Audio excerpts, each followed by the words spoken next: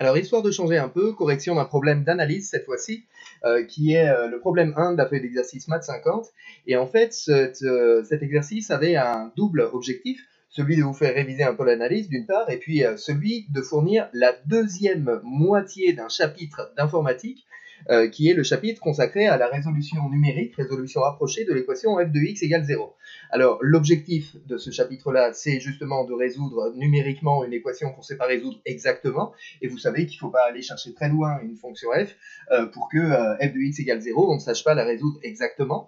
En fait, je dis la deuxième moitié parce qu'en effet, la première moitié, on l'a déjà faite dans le cours d'analyse de cette année, dans le chapitre sur la continuité, puisque pour déterminer une solution de l'équation f de x égale 0, et ben on peut utiliser le théorème des valeurs intermédiaires, et la preuve du théorème des valeurs intermédiaires est constructive puisqu'elle repose sur un algorithme, l'algorithme de dichotomie, qui permet de construire deux suites qui vont converger, deux suites à n et bn, si vous vous souvenez du truc, qui vont converger toutes les deux vers une solution de l'équation f de x égale 0. Donc la première moitié, on l'a déjà faite dans le chapitre sur la continuité, et puis donc le problème 1 eh ben, donnait la deuxième moitié, c'est-à-dire donnait une autre méthode, décrivait une autre méthode pour parvenir à nos fins et trouver, résoudre de manière approchée donc l'équation f de x égale 0. Alors elle reposait sur le principe suivant, cette méthode. En fait, donc, on a une fonction f dont la courbe représentative est ici, et puis on va expliquer ce qu'il faut supposer sur la fonction f pour que sa courbe soit comme celle-ci et pour que la construction que l'on va faire fonctionne. On choisit à l'intérieur du segment AB sur lequel la fonction f est définie un réel qui était appelé x0 dans le problème 1, qu'on va appeler u0 ici, mais c'est pas trop grave. Et puis, on prend sur la courbe représentative de la fonction f le point qui a pour abscisse u0, et on trace la tangente à la courbe au point d'abscisse u0. Et cette tangente, qui doit vraiment être tangente d'habitude, va couper l'axe des abscisses en un point, dont on va appeler l'abscisse u1. Et puis, on va recommencer le procédé, c'est-à-dire qu'on va construire la tangente, cette fois-ci, à la courbe représentative de f, au point d'abscisse u1, et on va obtenir un réel u2. Et puis, on va continuer, et évidemment, je vais pas pouvoir continuer le dessin d'abord parce que je suis très mauvais en dessin et vous y êtes habitués, et ensuite parce que ça va être très difficile de voir les autres réels u que l'on va construire, parce que très vite, en fait, la suite de réels u0, u1, u2 et ainsi de suite va converger vers l'unique solution que l'on a ici de l'équation f de x égale 0. Et donc le principe de cette méthode qui consiste à construire des tangentes à répétition et puis à considérer la suite des abscisses, des points d'intersection de ces tangentes avec l'axe des abscisses, eh bien ça porte un nom, ça s'appelle la méthode de Newton, et donc c'est une méthode qui va fournir une suite un qui va converger vers donc l'unique solution de l'équation f de x égale 0 sur le dessin, et qui va converger beaucoup plus vite que l'algorithme de dichotomie. Alors, pour avoir le droit de faire ceci, évidemment, déjà, premièrement, on doit avoir une fonction f qui est continue pour pouvoir appliquer le théorème des valeurs intermédiaires et pour pouvoir affirmer que l'équation f de x égale 0 va avoir une solution dans le segment AB. Il faut qu'elle soit continue, et puis évidemment, il faut que f de A et f de B soient de signes opposés, même condition que d'habitude. Mais en plus, on a eu besoin de quelque chose de plus. On a eu besoin de supposer que on pouvait tracer des tangentes, donc que la fonction f était dérivable. Alors, histoire d'être tranquille, on va devoir supposer que la fonction f est de classe C1 pour pouvoir la dériver gentiment. Et puis, ces tangentes, en fait, on a besoin qu'elles coupent l'axe des abscisses. Alors, vous voyez, ce serait pas rigolo qu'on trace une tangente et que cette tangente soit horizontale, parce que pour avoir le point d'intersection avec l'axe des abscisses, on va quand même avoir quelques problèmes. Donc, du coup, on sera tranquille à partir du moment où on n'a pas de tangente, on risque pas d'avoir de tangente horizontale, et donc où on suppose que la fonction f est comme sur le dessin ici, c'est-à-dire strictement croissante. Donc, ce que l'on va supposer, c'est que non seulement la fonction f est de classe C1 sur AB, mais que en plus, sa dérivée est strictement positive sur AB. Donc, voilà une hypothèse supplémentaire qu'il va falloir faire par rapport au théorème des valeurs intermédiaires. En outre, on va avoir besoin un tout petit peu plus tard, vous allez comprendre, bah, ça viendra plus tard au cours de la résolution du problème. On va avoir besoin d'un peu mieux que ça, en fait, d'une hypothèse de régularité supplémentaire. On aura besoin de supposer que la fonction f est de classe C, non pas C1, mais même C2, et pour des raisons que vous allez comprendre extrêmement vite. En effet, le principe, si vous voulez, c'est de montrer comment on peut faire. Donc, pour construire explicitement les termes de la suite UN, premièrement, et deuxièmement, montrer que la suite UN, donc sous les hypothèses que l'on a faites, est effectivement une suite qui va converger vers l'unique solution de l'équation f de x égale 0. Cette suite UN, comment est-elle définie? Bon, bah alors en fait, quand vous prenez, donc, juste pour voir ce qui se passe, vous prenez pour UN U0, on trace la tangente à la courbe représentative au point d'abscisse UN.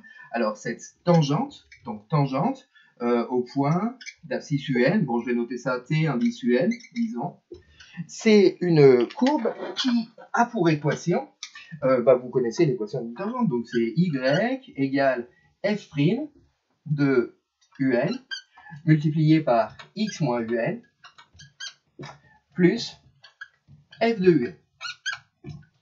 Et du coup, nous, ce qui nous intéresse, pour avoir, donc si on a dit que U0 c'était UN ici, bah, pour avoir le point suivant, le terme de la suite suivant, ce qui nous intéresse, c'est l'abscisse du point d'intersection de cette tangente, précisément avec l'axe des abscisses. Donc ce qui nous intéresse, c'est de savoir pour quel X, pour quelle abscisse, on va avoir cette quantité-là qui va être égale à 0, puisqu'on veut avoir le point d'intersection avec l'axe des abscisses, on veut que Y soit égal à 0.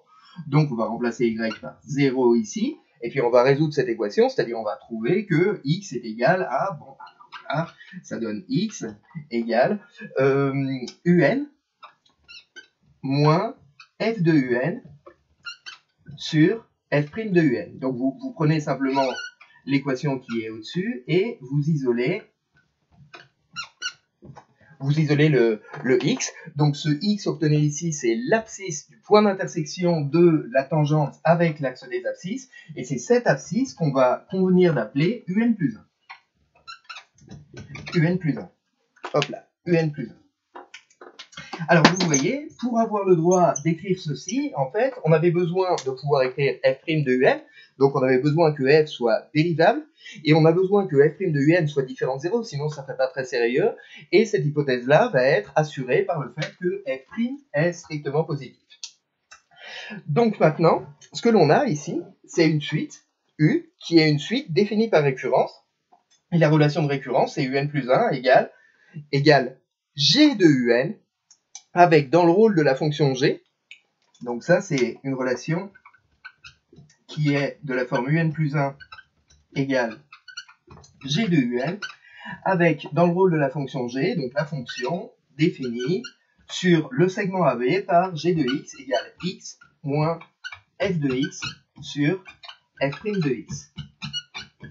Du coup, prouver la convergence de la suite U, eh bien, ça revient à faire quelque chose que vous avez fait dans le chapitre sur les suites. Ça revient à montrer que une suite définie par une relation de récurrence un plus 1 égale g de un, avec g une certaine fonction, est effectivement une suite qui est convergente.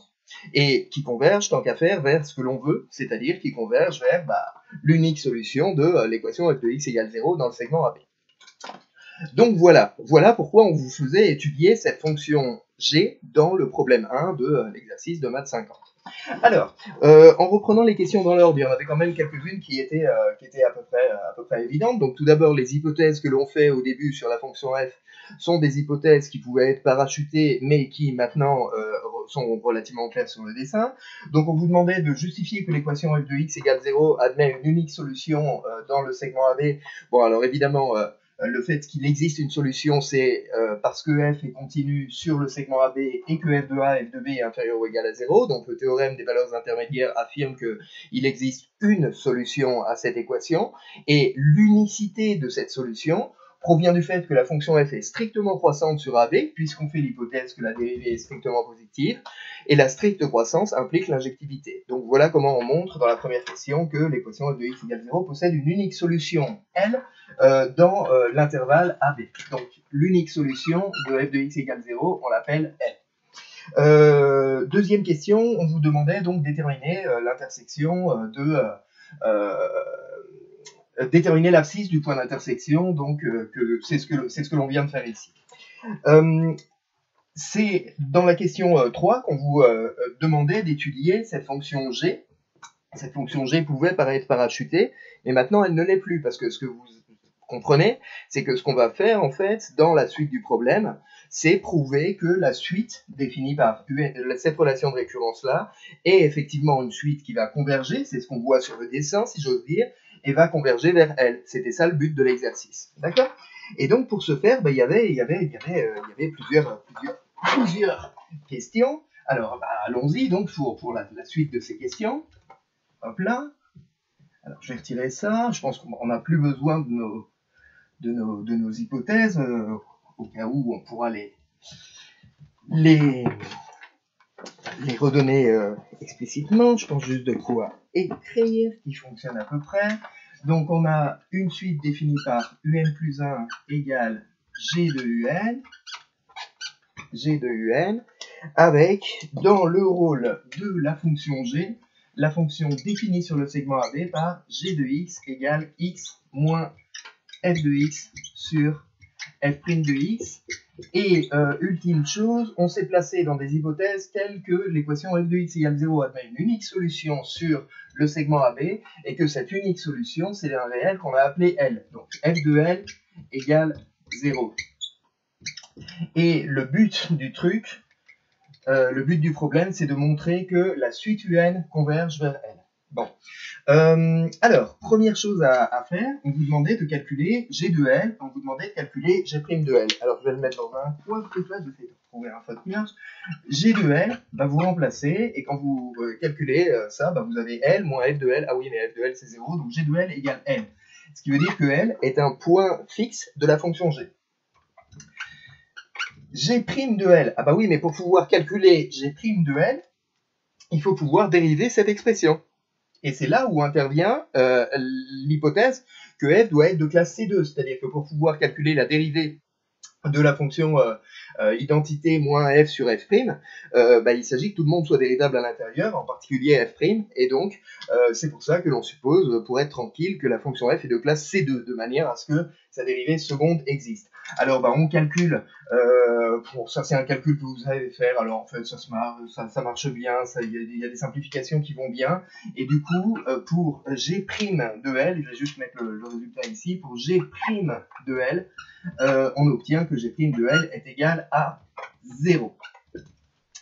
G' de L égale 0. Voilà pour la question 3A et la question 3B.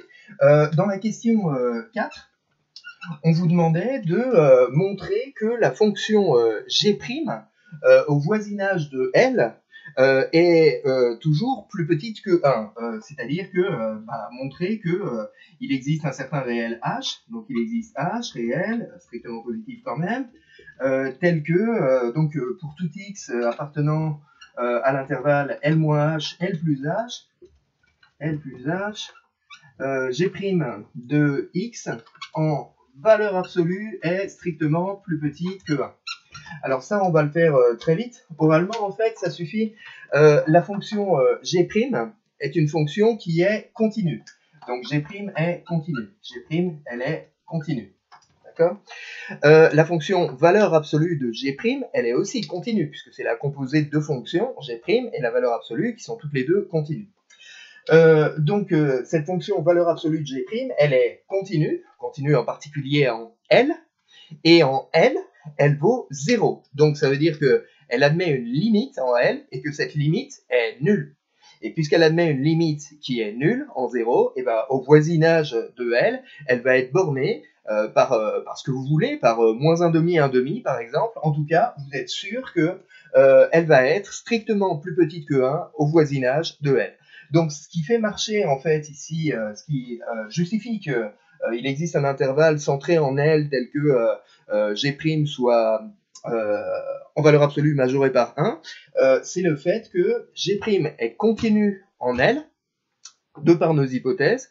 Donc la valeur absolue de G' est continue en L et vos zéros en L. D'accord? Donc voilà ce qui permet d'affirmer ceci et ce qui donne la réponse à la question 4.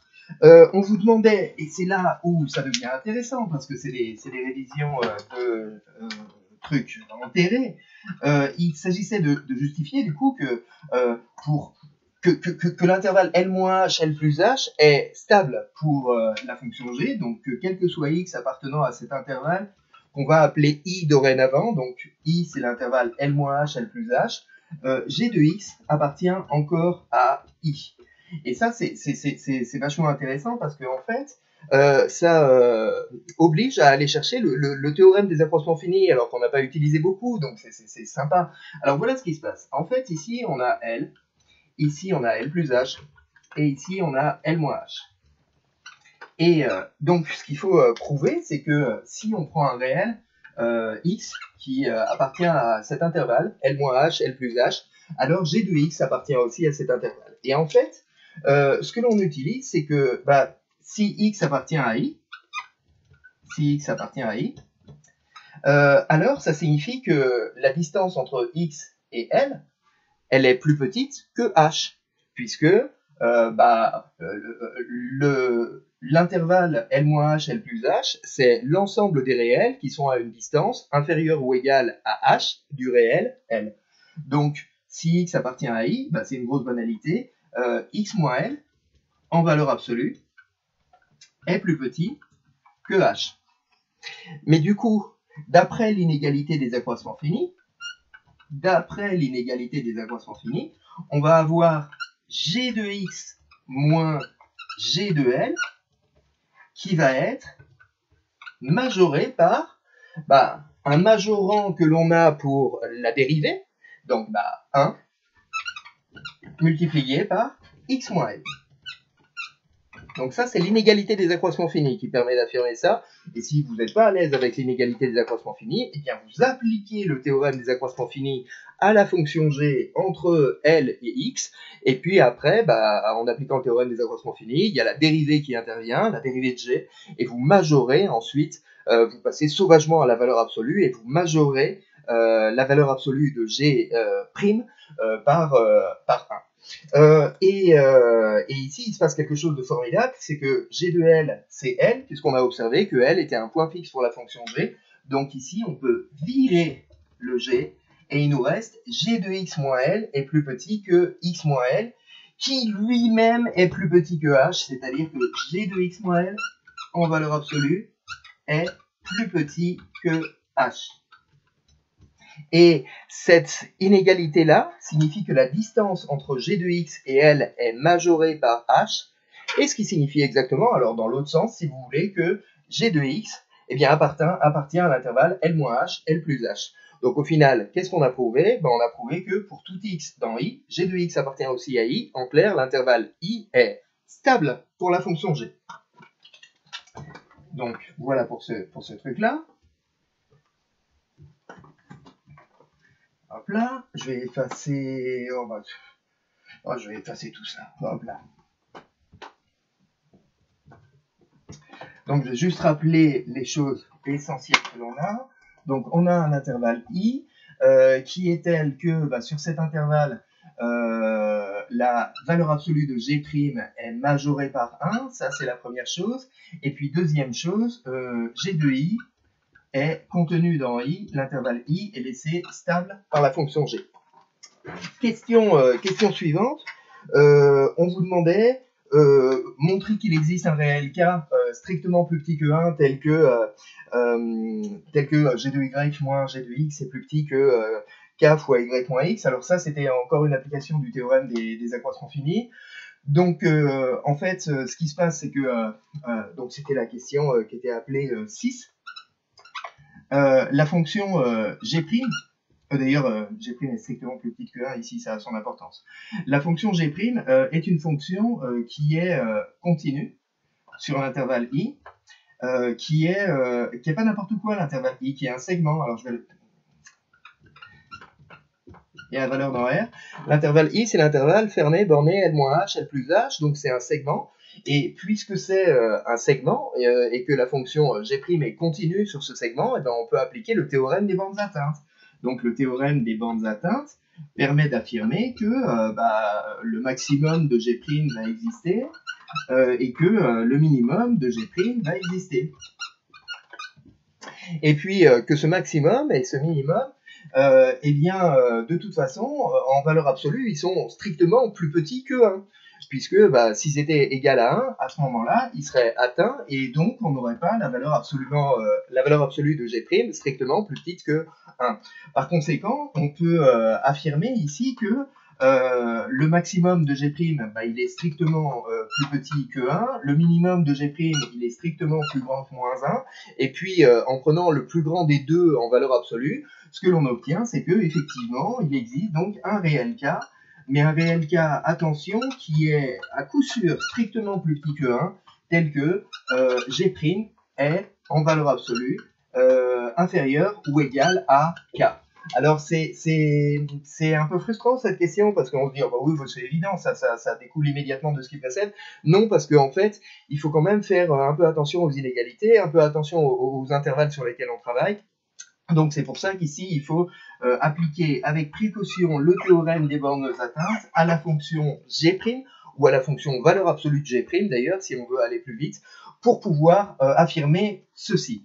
Et cette inégalité est très intéressante parce que elle signifie que la fonction G va être K lipschitzienne avec une constante de Lipschitz strictement plus petite que 1 et ça va assurer du coup la convergence de la suite U qui est définie à l'aide de cette suite-là. Alors en effet, ce que l'on vous demandait de faire après dans la question 7, c'est de prouver que la suite de termes général, alors vous savez, la suite UN qu'on a introduite en disant voilà, on prend U0 dans l'intervalle et puis après on prend la relation de récurrence UN plus 1 égale G de UN, et bien cette suite-là vérifie UN moins L est plus petit que K à la puissance N fois U0 moins L.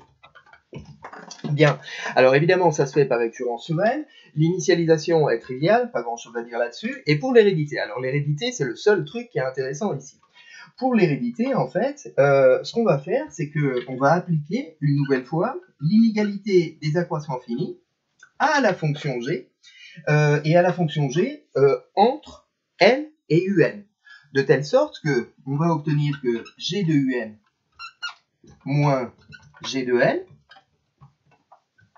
va être en valeur absolue majoré par un majorant pour la valeur absolue de la dérivée, c'est-à-dire K fois UN moins L. Or, G de UN, par définition, c'est UN plus 1, parce que c'est comme ça qu'on a défini la suite UN. Donc, G de UN, c'est UN plus 1. Je pars à la recherche d'un feutre qui fonctionne encore. UN plus 1. Moins G de L, on l'a déjà observé, L est un point fixe pour la fonction G, donc UN plus 1 moins L est plus petit que K fois UN moins L. Ouais, mais UN moins L, par hypothèse de récurrence, c'est inférieur ou égal à K à la puissance N fois U0 moins L, donc K fois K puissance N, ça donne K à la puissance N plus 1 multiplié par U0 moins L. Et donc voilà comment on établit l'inégalité qu'on vous suggérait d'établir dans cette question. Et en fait, ici, on a gagné à partir de ce moment-là, puisque on a établi par récurrence sur n, donc UN moins L, la distance entre UN et L, est inférieure ou égale à K à la puissance n fois U0 moins L. U0 moins L en valeur absolue, c'est un réel qui est fixé, et K à la puissance n, faut pas oublier que K, c'est un réel qui est positif, mais qui est strictement plus petit que 1. Donc K à la puissance n est une quantité qui va tendre vers 0 lorsque n tend vers plus l'infini. Par conséquent, UN moins L, en valeur absolue, tend vers 0. Et donc, ça veut dire que la distance entre UN et L tend vers 0. Ça veut dire que UN tend vers L. Ça y est, on y est arrivé. Donc, de ceci, on va déduire que la limite de la suite U, c'est L. D'accord? Et donc, on a justifié ce que l'on voyait, si j'ose dire, sur le dessin, c'est-à-dire que la suite donc définie par récurrence en construisant successivement des tangentes et en regardant donc les abscisses des points d'intersection de ces tangentes avec l'axe des abscisses. Cette suite-là va effectivement converger et va converger vers l'unique solution de l'équation f de x égale 0. Le prix à payer par rapport à l'algorithme de dichotomie, c'est que les hypothèses sont plus fortes. On ne doit plus supposer que f est continu, simplement, mais que f est de classe C2. D'autre part, il faut avoir unicité de la solution, donc on doit supposer que f est strictement croissante, enfin il suffit de supposer que f est strictement croissante, donc que f' est strictement positive. En faisant ces hypothèses-là, ah oui, il y a encore un truc quand même, c'est que ce qu'affirme le raisonnement que l'on vient de faire, c'est que la suite U va effectivement converger sous réserve que l'on prenne un terme U0 qui soit dans l'intervalle I, c'est-à-dire dans l'intervalle laissé stable par la fonction G. Donc ça signifie que, en clair, il ne faut pas prendre un réel U0 qui soit, disons, trop éloigné de L. Donc il y a encore cette, vous voyez, cette contrainte supplémentaire sur le choix du réel U0 pour que la méthode, on soit assuré qu'elle converge. Donc voilà pour la preuve de cette convergence. Alors, vous me direz, c'est idiot parce que si on a une méthode qui converge à tous les coups et puis une autre qui converge mais avec des conditions qu'il faut vérifier, autant choisir celle qui converge à tous les coups, c'est-à-dire l'algorithme de dichotomie. Alors, vous auriez tout à fait raison si cette seconde méthode, donc la méthode avec les tangentes, la méthode de Newton, ne convergeait pas beaucoup plus vite que l'algorithme de dichotomie, spectaculairement plus vite, et spectaculairement plus vite, comme le suggérait en fait la dernière question du problème, c'est-à-dire la question 8 du problème. Je vais effacer ceci, cette fois-ci. Hop là.